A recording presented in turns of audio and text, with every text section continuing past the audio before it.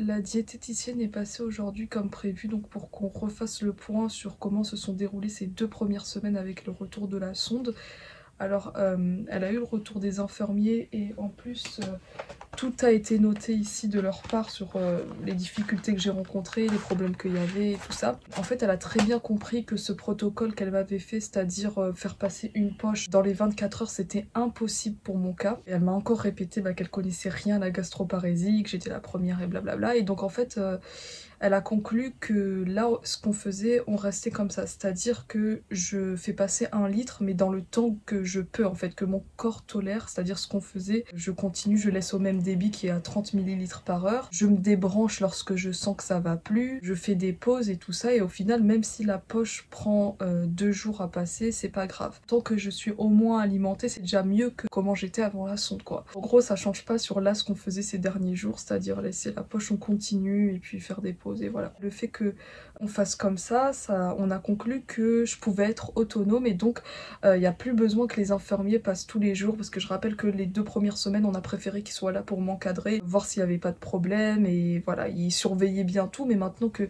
les jours les plus difficiles sont passés, on va dire, que c'était après le placement de la sonde où j'ai rencontré plein de difficultés, il n'y a plus besoin en fait qu'ils me prennent la tension, la température tous les jours vu que là ça va. En fait là, si les infirmiers viendraient, ce serait uniquement pour me brancher. Et ça, je peux le faire toute seule encore une fois. Donc c'est pourquoi on a conclu que maintenant, je continue à me brancher toute seule comme j'avais l'habitude de le faire. Je me débranche toute seule et tout ça.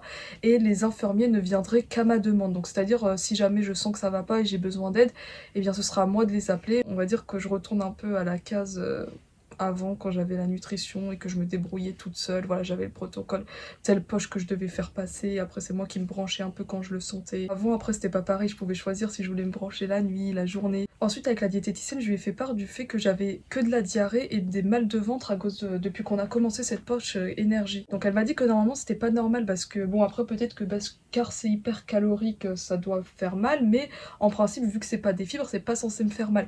Alors elle en a conclu que étant donné que habituellement avec tous les vomissements et tout, il n'y a pas grand chose qui passe dans mes intestins et tout ça et que là justement le fait que je vomis pas, enfin que la poche passe, voilà même en 2 jours il y a quand même on va dire que la poche, là, 1 litre qui passe en 2 jours, c'est plus comparé à avant d'avoir la sonde, par exemple. Surtout avec la texture, là, qui est liquide, qui est très calorique, et bien en fait, elle m'a dit que c'était un choc pour mes intestins. Vu qu'il n'y a pas assez d'aliments, encore une fois, qui passaient, ça fait que j'ai pas assez de bactéries et tout. Donc ma flore intestinale est complètement abîmée. Voilà, elle me l'a répété plusieurs fois que ma flore intestinale était abîmée et qu'il fallait que je renouvelle un peu des bactéries.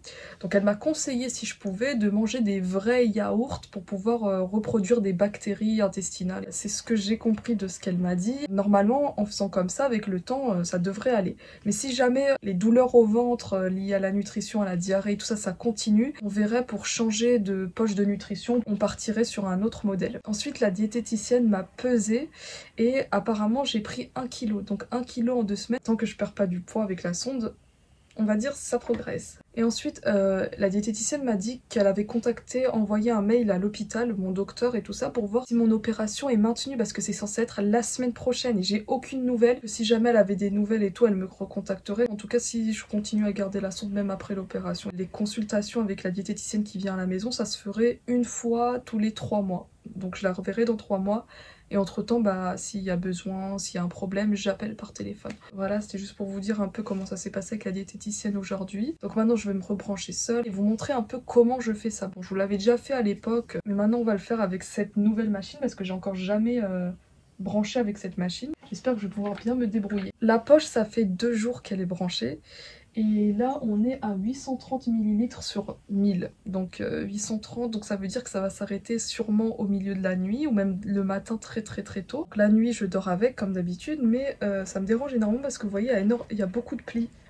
Là, ça se plie comme ça et en fait, quand je dors, je m'endors dessus. Cette nuit, il y avait mon chat qui dormait sur la tubulure, alors ça sonnait et ça m'a réveillée à plusieurs reprises parce que dès que ça se bouge comme ça, là, ça sonne et ça met occlusion. Occlusion, il faut que je me réveille, je vois où est l'occlusion, je démêle, je rappuie sur start et tout, du coup c'est pénible. Là, je sais que ça va me réveiller vu que je vais dormir avec et que la poche sera finie. Donc c'est pourquoi je vais préparer une seringue à côté de moi, ça m'éviterait de me lever.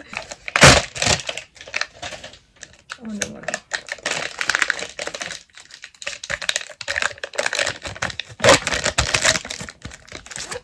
Voilà.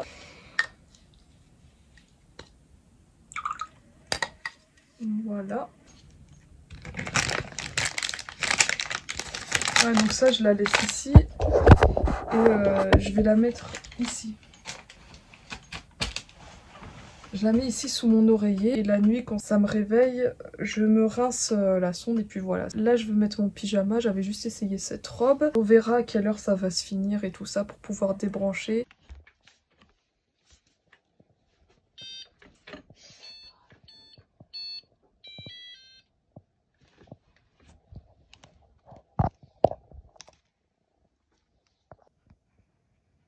Désolée, j'ai une tête qui ressemble à rien. Je meurs de froid, d'où le fait que là j'ai 2 couvertures et un bonnet.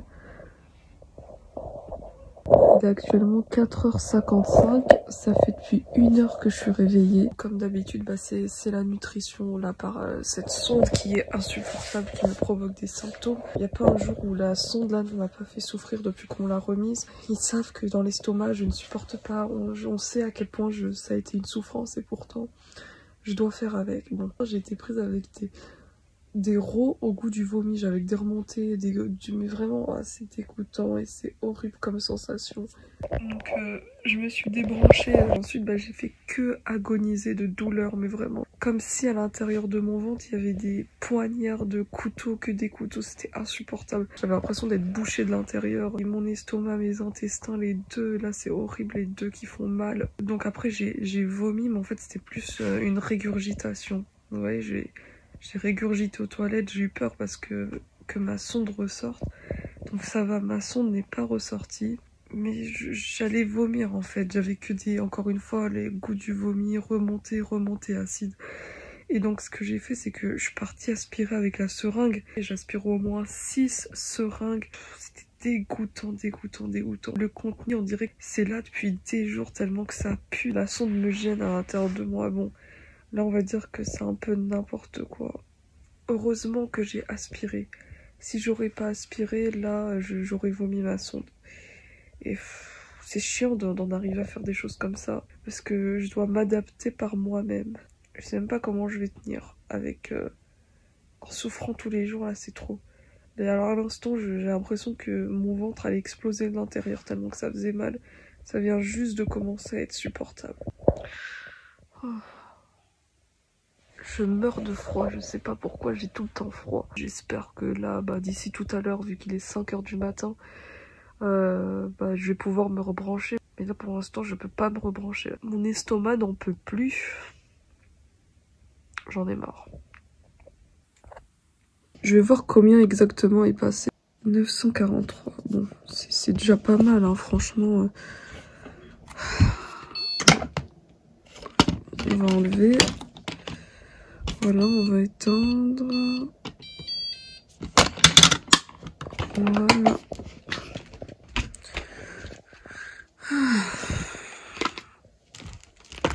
On va jeter ça.